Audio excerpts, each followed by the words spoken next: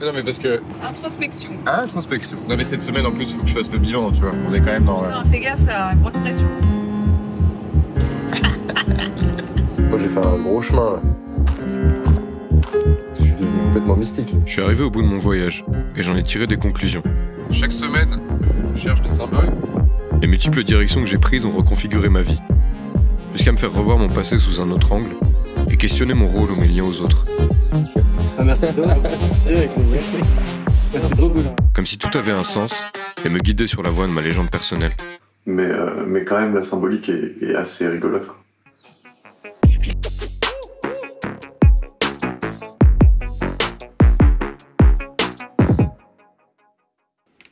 La fin de mon parcours s'est déroulée dans le Berry, le centre plutôt vide et paysan de la France où je suis né. J'allais commencer une expédition nocturne pour retrouver des amis habitant en pleine campagne. Bon là, je suis devant chez mon beau-père. Je vais stocker des affaires pour me délester un petit peu. Commando. Là, je suis beaucoup mieux quoi. Légèreté, j'ai gagné 2 kilos. Donc là, me voici parti pour 5 heures de marche. Ça peut paraître un peu absurde, mais j'ai besoin de temps pour moi. Et ça faisait un moment que j'avais envie de marcher, et 5 heures, c'est pas la mort. D'autant que ce soir, il y a une comète qui est là tous les 70 ans. Si je veux avoir une chance de la voir, il faut que je sois dehors la nuit. Donc pourquoi pas?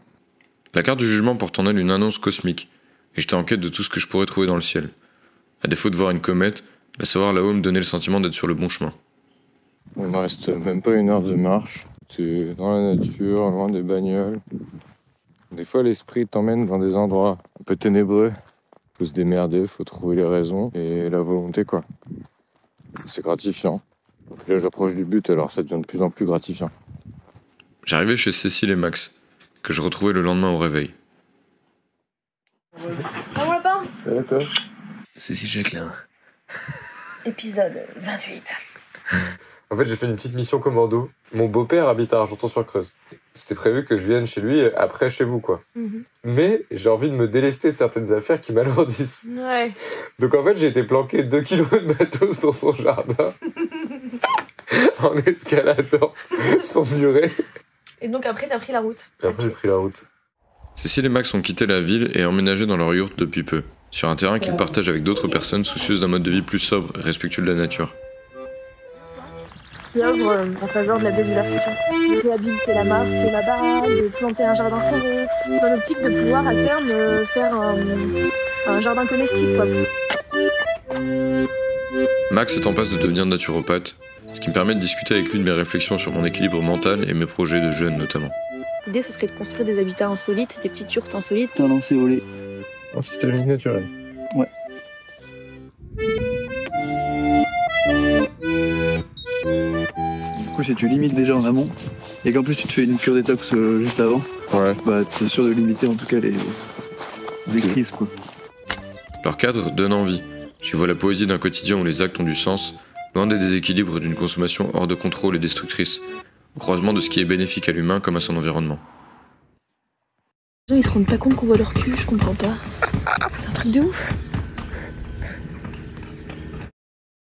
Après, il se passait un truc un peu marquant, parce que quand je sortais de la gare, il y a un père et sa fille qui passaient en vélo, et la fille, elle me dit bonjour, elle est trop mignonne, tu dis bonjour à tout le monde, t'es vraiment très gentil. Et je continue, et je les revois encore. Et après, quand je me pose, moi, je suis là, mais ça, c'est l'intérieur, et eux, ils sont en terrasse, là, tu vois. Ok. Je me rends compte juste que le père est alcoolique, en fait, parce que je le vois avec une canette de 8-6, j'ai compris, ok, ils sont en terrasse, parce qu'en fait, ils voulaient boire sa canette. Je t'avoue que là, je voyais ça, je me disais, bah, j'ai envie de lui parler, quoi, au mec. Ça me tracasse, et je vais aux toilettes, et quand je vais aux toilettes, il y a quelqu'un qui essaie d'ouvrir la porte. C'était lui. Non, c'était la gamine. Et vraiment, je vois sa petite tête là, et elle s'excuse, elle est là, oh pardon. Je me dis, mais elle est vraiment trop gentille, cet enfant, quoi, ça me brise le cœur. Je leur ai écrit un truc chacun, j'ai pris 2 autocollants. Du coup, j'étais là en mode grande soirée, hey, je vous ai vu à la gare, vous m'avez dit bonjour, ça m'a grave fait plaisir. Et puis, ah ouais, on voit qui t'es. Donc, je leur laisse les trucs, et quand je pars, j'entends le père qui dit, ah, il a laissé quelque chose, il a écrit quelque chose. Et je t'avoue que ça m'a complètement retourné, quoi.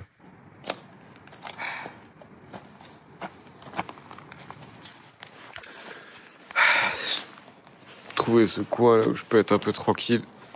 Quand je leur ai donné les papiers pour remercier, la petite m'a remercié encore. Et son père, je l'ai entendu dire, tiens, il a écrit quand je me suis barré.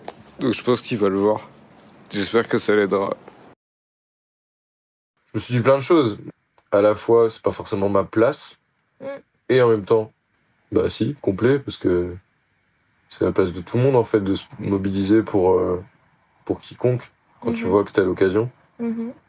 D'autant que, en me faisant la réflexion, je me suis dit, bah, y a rien de négatif en soi qui peut émerger de cet acte, parce que si le mec est tellement fermé à la conversation qu'il s'en fout, bah, ça change rien. Mais par contre, à l'inverse, il peut y avoir une petite brèche qui s'ouvre avec ce genre de rencontre, tu vois.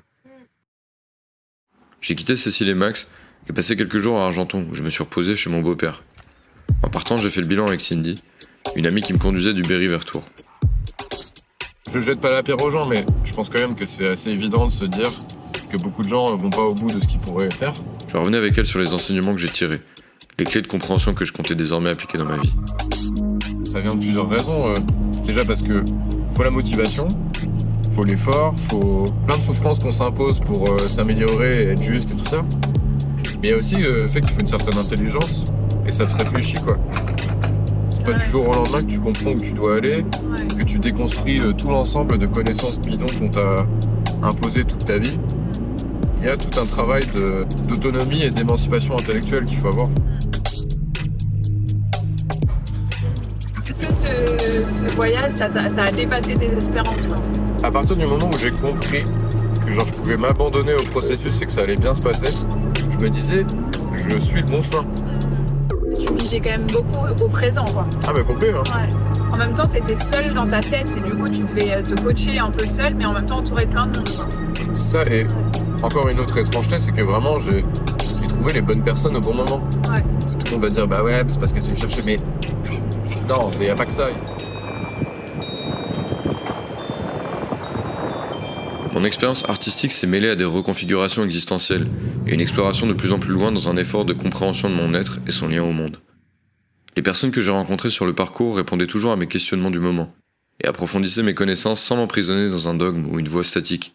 Les derniers conducteurs à me prendre en stop confirmaient l'idée que je rencontrais les personnes au bon moment. C'est la première personne en 9 ans de tirage qui pose une question qui est pour moi et pas pour toi qui tire les cartes. Raphaël avait choisi une question qui m'était destinée et à laquelle je pouvais désormais répondre sans trop d'hésitation. Tu m'as demandé si mon voyage m'avait rendu heureux. Ouais. C'est mon tirage. Et bah t'es à la dernière étape de mon trajet, tu vois. Mon périple s'est terminé en rentrant à Tours, pour la sortie de mon album et la soirée de lancement que nous avions organisée. Je retrouvais des lieux et des visages familiers, dont Jean-Baptiste, l'ami d'enfance qui me manage et suit mes projets artistiques depuis le début. Je suis en train de faire la conclusion et le bilan du truc. Et donc moi je trouve ça logique aussi d'avoir un moment où t'apparais. Je comprends. Je revenais avec lui sur les derniers événements que j'avais vécus, et notamment la rencontre d'un père alcoolique et sa fille à Argenton. Ça m'a bien remué quand même. C'est particulier, mais je crois que j'en suis arrivé au stade où je me rends compte ni de faculté, ni de succès ou ce que tu veux, mais je me rends compte d'un rôle, tu vois, que j'ai pas envie de laisser passer. De pouvoir affecter positivement la vie des gens, et peu importe l'échelle. Je pense que c'est encore plus important quand c'est une personne, où tu sais que tu peux avoir un lien direct et vraiment une influence. Le monde nous offre des croisements pour retisser des liens avec des événements pourtant révolus. Pour guérir, pardonner ou réparer, et pour intégrer positivement ces expériences dans le cheminement de nous-mêmes. En fait, je pense que ce qui est intéressant pour la conclusion, c'est de finir sur cette release.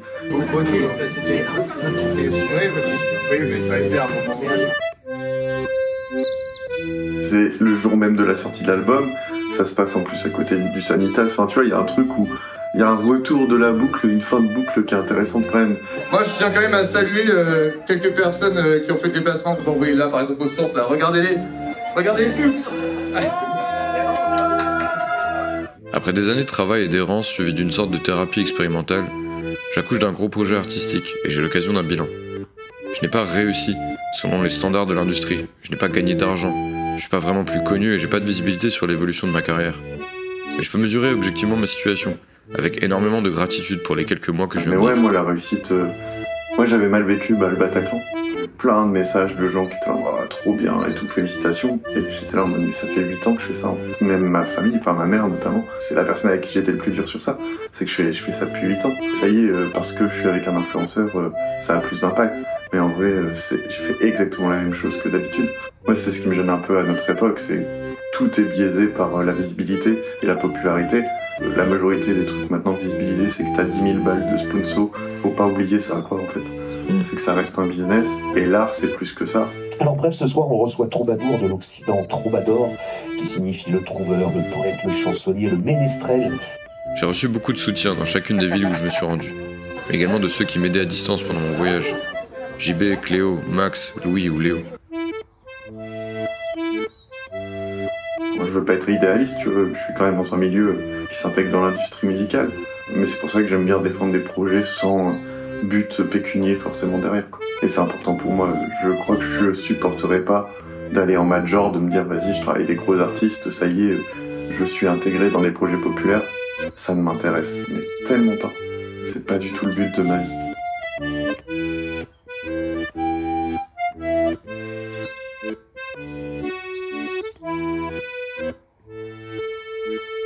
Mais la musique, moi je me suis souvent posé la question si j'allais faire ça toute ma vie, parce que j'ai besoin de sens dans ce que je fais.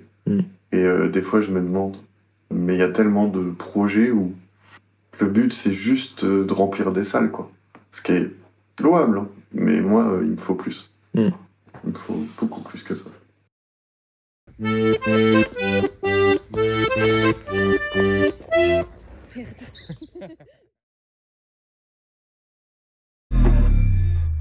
Maintenant je bounce, je balance des prods et des bombes. Je donne plus mon prénom comme Bond. Trouba c'est moi, c'est le blast. Je suis dans ta douche, c'est gaz. Je commets des rimes de masse, connu de Bordeaux à Metz.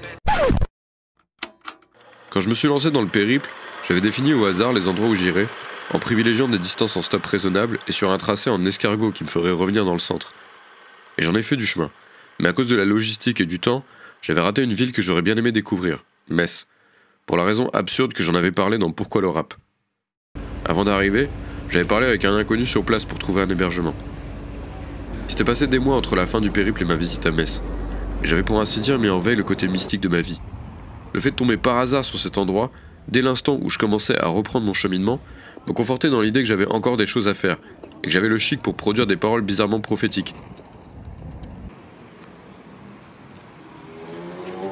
Alors je suis surpris de trouver ça, même si on m'avait dit qu'il y avait Troubadour juste avant que j'arrive, du coup. Ok, je l'ai trouvé au pif, mais juste en face.